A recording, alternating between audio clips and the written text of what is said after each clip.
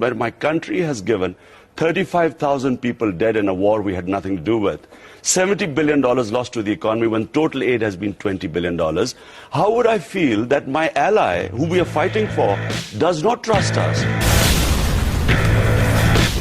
पाकिस्तान की सीमा के भीतर Absolutely not. Absolutely. We have been paying Pakistan. Absolutely not. We have been paying Pakistan billions and billions of dollars. They are housing the very terrorists that we are fighting.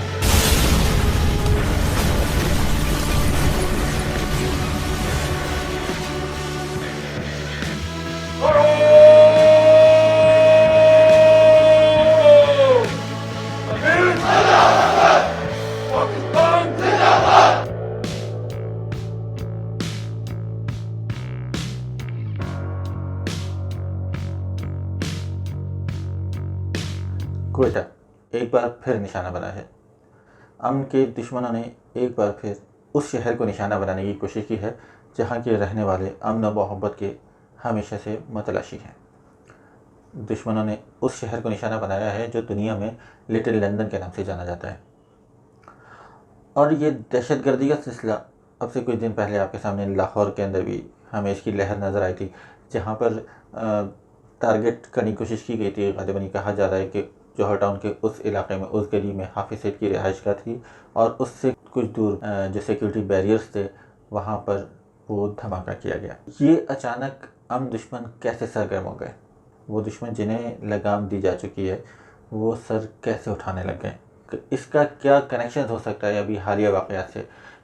अगर हम देखें वज़ीर आज़म इमरान ख़ान की और पाकिस्तान की ख़ारजा पॉलिसी की और दाखिली और ख़ारजी उमूर के ऊपर जो हमारी पॉलिसी है वो इस वक्त अमन की पॉलिसी नज़र आती है। और यकीनन पाकिस्तान तो हमेशा अमन का ख़्वाह रहा है। हाँ, अलबत्ता मादी में उसने जो दहशतगर्दी के ख़िलाफ़ जंग थी या दहशतगर्दी के नाम पर जो जंग लड़ी गई थी अफ़गानिस्तान में, उसका हिस्सा बना और उसका बरमला इज़हार भी अब हुक्मरान कर रहे हैं और उसके नतीजे में पाकिस्तान में दहशतगर्दी के वाक़यात है। लेकिन अभी मुसलसल यानी जब से इमरान हुकूमत है या फिर पिछली हुकूमत ने भी अपना स्टांस चेंज किया था और अभी रिसेंट हुकूमत तो ख़ास तौर पर अफ़गानिस्तान में अमन के लिए बात करती है, बाढ़ लगाई जा रही है, लेकिन उसका मकसद भी सिर्फ ये है कि हमारे यहाँ जो शरपसंद हैं वो हमला ना कर सकें। लेकिन ये पाकिस्तान के अंदर अचानक ये दहशतगर्दी के वाक़यात बढ़ना तशवीशनाक है। इसकी क्या वजह हो सकती है? आपको अभी याद होगा कि अभी कुछ दिनों पहले अफ़गान सरहद से भी हमारे बॉर्डर पर हमला किया गया था और वहाँ से भी शरपसंदों ने ये जो फायरिंग की थी। तो इस सिलसिले में भी पाकिस्तान ने अपना एहतजाज अफ़गानिस्तान से रिकॉर्ड कराया था कि हम जब दुनिया को इस बात की गारंटी देते हैं कि हमारी सरज़मीन किसी के ख़िलाफ़ इस्तेमाल नहीं होगी तो आपकी सरज़मीन कैसे इस्तेमाल होती है। तो जनाब इन सारे पहलुओं पर अगर हम गौर करें तो अगर अपने हालात वाक़यात का, तो सबसे नुमायाँ चीज़ है जो हमें नज़र आ रही है वो है वज़ीर आज़म इमरान ख़ान का बयान, जिसने अमेरिका को फ़ौजी अड्डे देने से इनकार कर दिया है। सिर्फ इतना ही नहीं, ये भी बताया है कि अमेरिका जो है वो अपना ब्लॉक बना चुका है और उसके अंदर उनकी जो बेसिकली है इत्तेहाद अलाय है वो भारत है। तो पाकिस्तान जो है और पर दबाव डाला जा रहा है कि वो चीन से ताल्लुक़ तोड़ दे, लेकिन पाकिस्तान ने, इमरान ख़ान ने वादे किया कि जनाब कुछ भी हो जाएगा, हम अमन का साथ नहीं छोड़ेंगे, हम एतमाद का रिश्ता जो चीन के साथ कायम है वो नहीं तोड़ेंगे। और अगर आप गौर कीजिए तो जैसे ही पाकिस्तान के वज़ीर आज़म ने ये बयान दिया था, अमरीकी टीवी को इंटरव्यू दिया था, उनका ये जुमला भी मशहूर हुआ था कि एब्सोल्युटली नॉट, यानी कि हम अब हरगिज़ अपनी सरज़मीन एयरबेस के लिए अमरीकी फ़ौज को नहीं देंगे।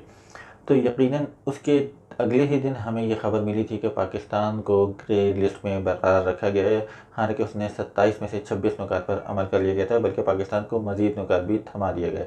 अब इसके अंदर हम देखते हैं पाकिस्तान को FATF की जो ग्रे लिस्ट है उसमें बरकरार रखने के लिए और ब्लैक लिस्ट में धकेलने के लिए इस वक्त कौन सी क़ुव्वतें मसरूफ़ हैं। तो हमें नज़र आता है कि हमारी या पाकिस्तान की बारहा शिकायत की है, दिल्ली ने जो चुगली करने की कोशिश की है और यकीनन उस सिलसिले में ये सारे वाक़यात और जो है वो उसका तसलसल है कि वहाँ से एक तरफ तो हम पर ये दबाव डाला गया, दूसरे नंबर पर ये भारत की कारस्तानियाँ हमें रॉ के शवाहिद हमें नज़र आए लाहौर धमाके के अंदर, ख़ास तौर पर जब कराची से भी एक डेविड और उसकी फैमिली के कुछ अरकान को पकड़ा गया और उनसे तफ्तीश की गई, और इस वक्त भी वो रॉ के कनेक्शंस डांडे जो हैं वो रॉ से जा मिले हैं, और अफ़गानिस्तान NDS का जो इसके अंदर वो किरदार है वो भी खुलकर सामने आ चुका है। तो कोयटा के अंदर दहशतगर्दी का ये वाक़या भी कड़ियाँ सीधी सीधी अफ़गानिस्तान और रॉ से मिलती हैं।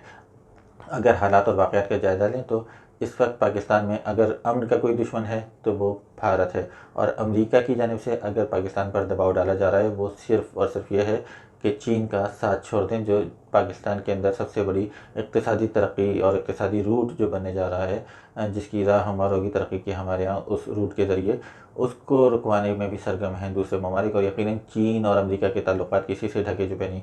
हमें ये तो कहा जाता है कि बाइडन से बात करो, हम और अपोजिशन ने भी इस बारे में कल शोर किया। बिलावल की हमें बात आपको याद होगी कि बिलावल ने कौमी असम्बली में शाह महमूद कुरैशी को ताना दिया था कि वो बड़े आला पाए के वज़ीर ख़ारजा बनते हैं, एक फ़ोन तो जो बाइडन का करा दें वज़ीर आज़म से, ताकि दोनों के दरमियान ये ताल्लुकात जो है वो बेहतर हो जाएँ। लेकिन आप गौर कीजिए कि अगर कोई बदमाश बना बैठा है और कोई अपने आप को चौधरी समझता है, तो आप अपने आप को कमतर क्यों समझें?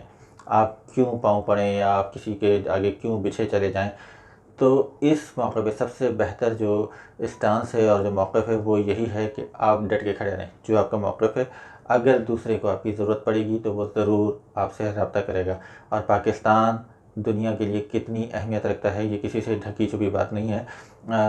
अफ़गान जंग हो, रूस जंग हो, या फिर दूसरे मसाइल हों जो अभी रिसेंटली सऊदी अरब और ईरान तनाज़े के अंदर भी पाकिस्तान से ही राब्ते किए गए कि सालिसी का किरदार अदा किया जाए, और जनाब दूसरे मामलात के अंदर भी पाकिस्तान को की ज़रूरत पड़ती रही है। तो इस वक्त पाकिस्तान की ज़रूरत दुनिया को है। अगर अफ़गानिस्तान में अमन अमेरिका को चाहिए, उसको वहाँ से सेफ़ एग्ज़िट चाहिए, उसको महफूज रास्ता चाहिए, तो उसको पाकिस्तान की ज़रूरत पड़ रही है। और पाकिस्तान अपने मौक़िफ़ पर कायम है कि हमें अमन से, हमें सुकून से जीने दिया जाए। और दहशतगर्द यकीनन जो हैं इस सिलसिले में हमारी फोर्सेस काम कर रही हैं, और दहशतगर्दी को इंशाअल्लाह पहले की तरह नाकाम बनाएंगे और इस लहर को मज़ीद फैलने से रोक दिया जाएगा। उम्मीद है कि हालात जल्द कंट्रोल में होंगे और ये जो अमन दुश्मन हैं ये जल्द बेनकाब होंगे। अल्लाह ताला हम सब का हामी नासिर हो। अपनी राय से ज़रूर आगाह कीजिएगा। बहुत शुक्रिया।